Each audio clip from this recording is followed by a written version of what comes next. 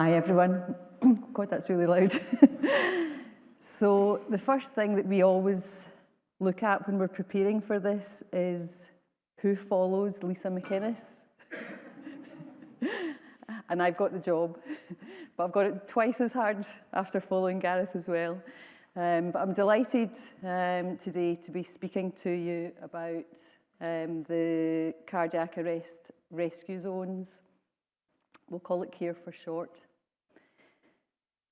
So what we want to look at is how do we incorporate and move forward what we're doing at the moment, because the Save a Life for Scotland partnership, as you heard from Lisa's talk, is doing an absolutely amazing job, but we always want to evolve and move forward.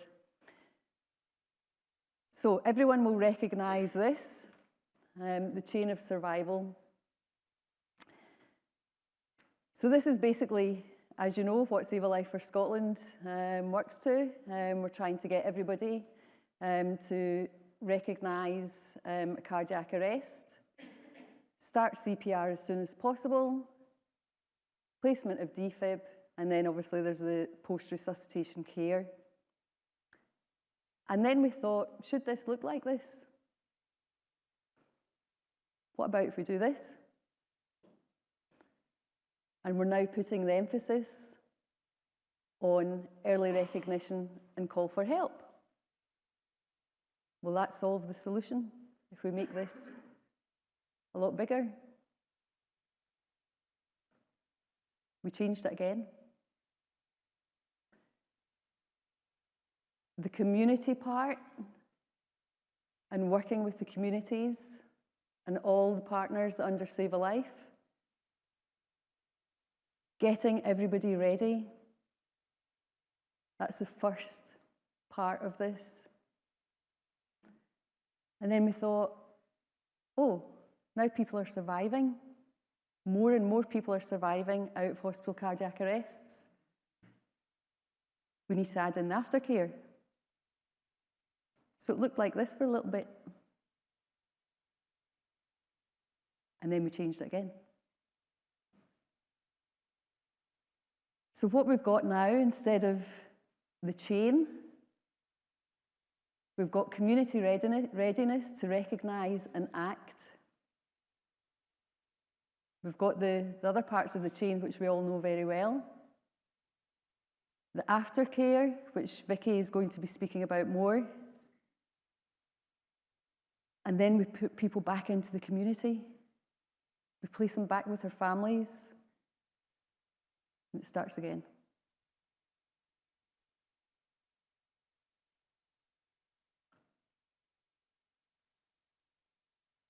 This is a model that we work to. So the 5 elements here, we're working with the school familiarisation.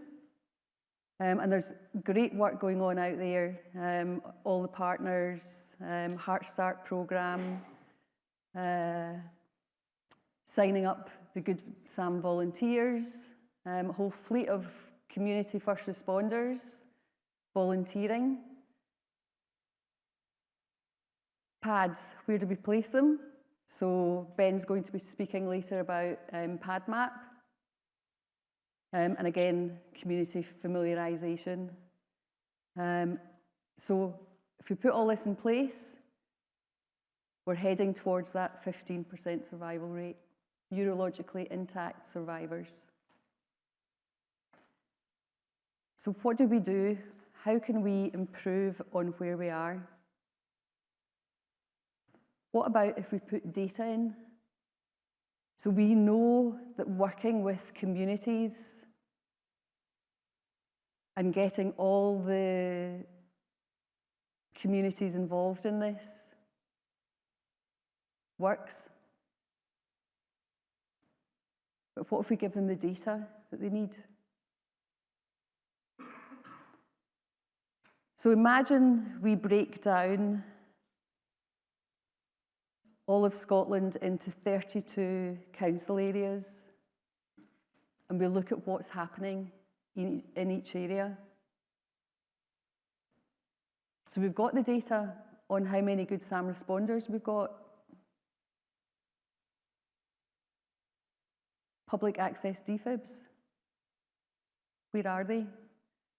We know that there's lots out there. Are they in the right places? Do we need to lift them and jiggle them around and place them actually where the cardiac arrests are happening?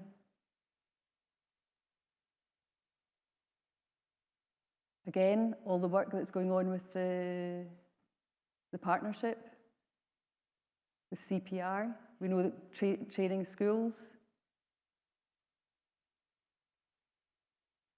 So we want to use all our existing resources that are out there. And we can look at the risk of hospital cardiac arrest. So we've got the maps. We can supply all the data that's required. So this is actually Inverclyde area. So it just shows you where the risk of having a cardiac arrest is. So from that, what we know is where we need the responders, where's the gaps in the training. Imagine if we could map all the schools in Scotland. Have they had training? When's the training taking place? But where are the gaps? Are they in these areas?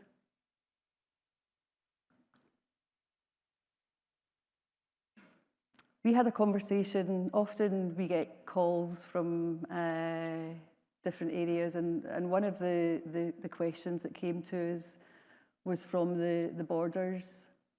So Borders Council came to us and said, can you help us place defibs? We want to put some more defibs out there. We thought that's great. You know, they want to get involved in all this work. But it's more than that. So we could have given them the information just on placing defibs. But how much of the problem would that have resolved? So this is what the care zones are about. It's about incorporating everything that we do. So we can see here the bystander CPR rate. These are all the health boards. And we can also see the pad usage. So interesting, the Borders, if we just look at them, with regards to CPR rate, that's slightly down. But they're doing well on getting pads on people when they go into cardiac arrest. However, that won't be the same, for example, for Glasgow. It won't be the same for Aberdeen. It won't be the same for Dundee. So in this situation, what we need to look at is a plan for every council area. See what's happening there and what we can do to improve it. So this really is a situation where one size fits one.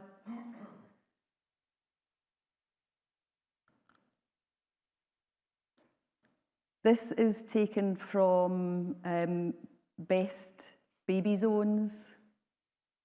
And what they did there was they were looking to improve health outcomes in newborn babies. And what they realized was actually if you involve the community. So what they did was they asked the community to respond to this problem. And it's going back to the first talk. We really want to be able to sit down with the people in the community, the councils, and find out, what do you have there? What do you need? What can we do to support it? So to implement it, it's about picking an area. So we know that we can break it down into the council areas, building that collaboration, because us going and saying this is what you need to do won't work. Lisa already showed that this morning in her presentation. It won't work. We need to be speaking to the people that are already there, the bright sparks that come to us and say we're placing defibs, the people that are out there wanting to train CPR, the first responders,